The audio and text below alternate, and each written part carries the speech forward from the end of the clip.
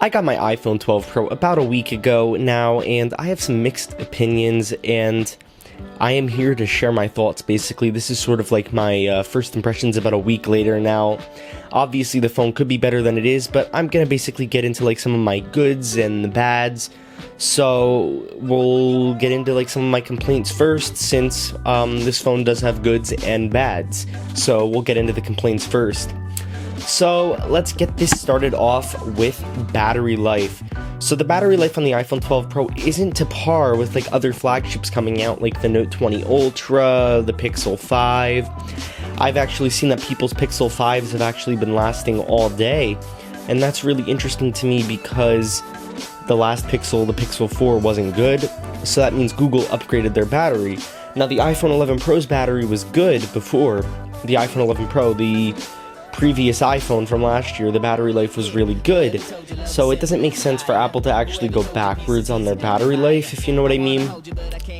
I don't think it makes sense. I average about 5 hours screen on time on my 12 Pro, and my phone usually dies anywhere from 5 to 7 p.m., which does not get me through the full day, which I find a little bit annoying since my 11 Pro did get me through a full day. I mean, this thing does get me through a full day. It does. It lasts until about 8:30, 9 o'clock maybe. Sometimes it lasts worse. Like, you know, today my phone's at 10% right now and it is 5:39. So that's not good at all. But that's with like 6 hours of screen on time. I wish it was better than it was, you know. But that is one of my major complaints, and so this was a problem during the first week with the 12 Pro more than it is now, where the battery would die. I've actually noticed that battery life has gotten better as I've had the phone, which is, I guess, good. I mean, I guess that can mean, like, I'm sort of breaking in the battery, I don't know, something like that, you know. But that's what I'm thinking there. And as I said, I'm able to go about 8:30 to 9 now, opposed to like how it was. But today the battery life's not doing so well, and that really sucks to me. I mean, I wish it was better than it was. Like, the 11 Pro had some of the best battery life from 2019. Like, I wish Apple could have kept that going instead of degrading the battery, if you know what I mean. So now, and the fact that Apple made the battery smaller, like they downgraded the battery, and they should really be making the battery better over the years, you know? Like, I have a point there. Like, you shouldn't be downgrading the battery, it should be getting better. Like, something like the Pixel 5's got great battery life, the Pixel 4 had terrible battery life. Like, I mean, like, come on, Apple, you know? So most phones most phones that I've used, I can basically make it through a full day. Like my Pixel 4a, I can make it through like a full day or more with that thing. That phone's got really good battery life. It has, and so I wish that Apple, like, this phone is Pro in the name. Like, it should have Pro battery life, you know, Pro in the name, Pro battery life, Pro features. I mean, yeah, the camera's pretty good. We'll get into that later on in the video, but I just think if it's a Pro phone, it should have Pro battery life, you know? So, as I was saying, I've seen people with their Pixel 5 getting, like, a full day and another day, like, RJ Tech, if you know who he is, he actually got, like, a full day. He had, like, 85% at the end of the day on his Pixel 5, which is insane, but we're not here to talk about the Pixel 5. But so that's what I found really weird. And now my Pixel 4a battery is great compared to like an iPhone or something, and it lasts way longer. I just feel Apple should not go backwards with their battery life, which is sort of what they did this year. And as I said, I feel like the 11 Pro is hands down some of the best battery life of 2019, and I know a lot of people might agree with me. Imagine if we had 120 hertz on this phone, the battery would just be dead. It would be killed so quickly if we had 120 hertz. That could also be a reason why they didn't make the battery bigger. Next year, if we get high refresh rate, we're going to have a bigger battery. MagSafe, honestly, is a gimmick, but we'll get into that later. I'm spoiling the video, but we can't get into that. So next year, I think the battery needs to improve, and that is my opinion on the battery. So next, we'll talk about the cameras. Now, the iPhone 12 Pro has triple cameras, just like its predecessor, the 11 Pro and the 11 Pro Max. Now, the 12 Pro Max is a little bit better than, from what I've heard, there's some features that are different from the 12 Pro, so the cameras are a little bit different this year. As I'm saying again, I wish they would just keep the cameras the same, but I've seen some camera tests with the Pro Max now at this point, like Marquez's video. There's not that big of a difference between the 12 and the 12 Pro's cameras. Now, it is an ultra-wide, a telephoto, and a wide, which is the same as the 11 Pro, but we just have a LiDAR scanner, which is better for night sight and AR. Now, obviously, the cameras are pretty good since they were great last year. It just feels like it's just starting to get a little bit dull, the iPhone, you know? They've got to start, like, having, like, bigger and better features each year, you know? Just trying to make that a point. Just trying to throw that point out there. Now, I took a couple sample pictures, which you can see, and they came out pretty good, which I expected, since the 11 Pro was one of the best of 2019. Now, I think if you're looking for more of a difference, I'd say maybe go for the Pro Max, but I mean, I honestly don't think you're going to find that big of a difference. The 11 Pro is actually a really good deal right now. You can pick one up for pretty cheap, so honestly, that might not be bad. Now, Apple did add the Dolby Vision, which is cool, but I have to test that more, which I haven't really tested that out yet.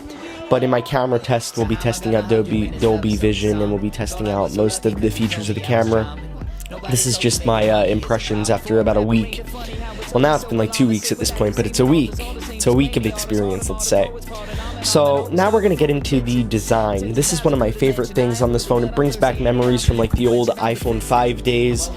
Like, look, how can you not hate this? These squared off the edges of the iPhone 5. Like, this is an SE, but how could you not hate that? And now that Apple brought that back is amazing. I really love that with the squared off design. This is just my case on it. Now, how can you not love that? I think that's awesome. So, when it comes to the design, hands down, I love the squared off edges. It brings back memories from like the iPhone 5, the 5S, or the 4. And I love that. I feel like it grips better in my hand than the older iPhones with the rounded edges did. And, which I love. The 6.1-inch display is definitely one of my favorite form factors of any phone. I think a lot more companies need to have the 6.1-inch form factor. I think it's really great. Now, when it comes down to like the stainless steel sides, you do see fingerprints and they do scratch pretty easily, which sucks. But throw a case on it and you won't see the fingerprints, or get a D-brand skin and you can put a D-brand skin on the stainless steel. Now, I wish we could get the frosted glass though with the matte steel. That would be like my ultimate combo, so I don't see fingerprints. But obviously it's the Pro phone, they're trying to be more premium, so they're going to put the stainless steel, which kind of sucks. As soon as I took this thing out of the box, I had fingerprints on it right away as soon as I took the phone out of the box, so you're going to get fingerprints right away. And as I said, I'd be overall happy with, like, if they put the matte steel on the sides, like the aluminum, but it's a Pro phone, so they won't. Or like a matte stainless steel, like a frosted, something that doesn't show fingerprints as much. So that's pretty much my thoughts on the design. I'm pretty happy with the design. That's like the major like design change is the design, like the squared off edges. So we'll get into the processor and 5G. Because Apple, so at the event, Apple really talked about 5G a lot. Now, my 5G tests in my area haven't been that bad. I've been getting like 95 megabits upload, so it's not terrible. Or download, rather, but it's not terrible. I bet it would be better in like New York City, which I'm not that far from, but I haven't went there to test it out yet. Now, obviously the A14's faster. I'll leave it at that. You don't really need to... Not really much about that, but in their Apple event, they made a big deal out of 5G, so, I don't know. Now into one of the most controversial topics from the new iPhone this year, MagSafe. And now when it comes to MagSafe, honestly though, I don't think you need to get MagSafe. It's just slow, and I feel like just it being slow overheats my phone. I have the MagSafe, I have it for case reviews, just to try out cases and stuff, because I get sent cases. And that's why I have it, ultimately, and it only uses like 15 watts, not even 20, and they want you to buy the 20-watt brick, or like 17 watts, I believe, and like 7.5 with like an iPhone 8, it's basically a regular wireless charging pad, and I'd rather use my wireless charging pad, because it's not going to overheat my phone as much. Now, I would say MagSafe is about 70% gimmick for now, just judging that there are not many accessories for it. And, you know, there not being that many accessories for it as of now sucks.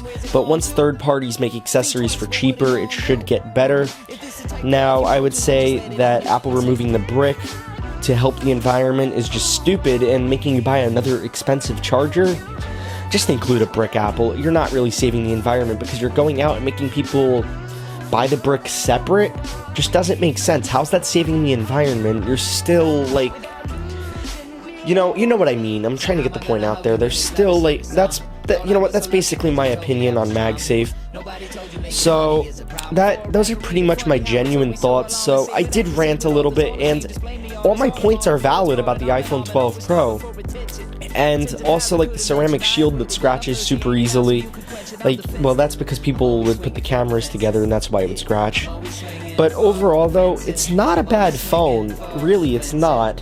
It's really a nice phone, and I gotta get into more testing with it. This isn't my full review, but I gotta get into, like, more testing with the phone and experience it a little more, and we'll see how it is. But that is pretty much it for my first impressions, or like my 1 week later and thoughts on the iPhone 12 Pro. It could be better. It is interesting.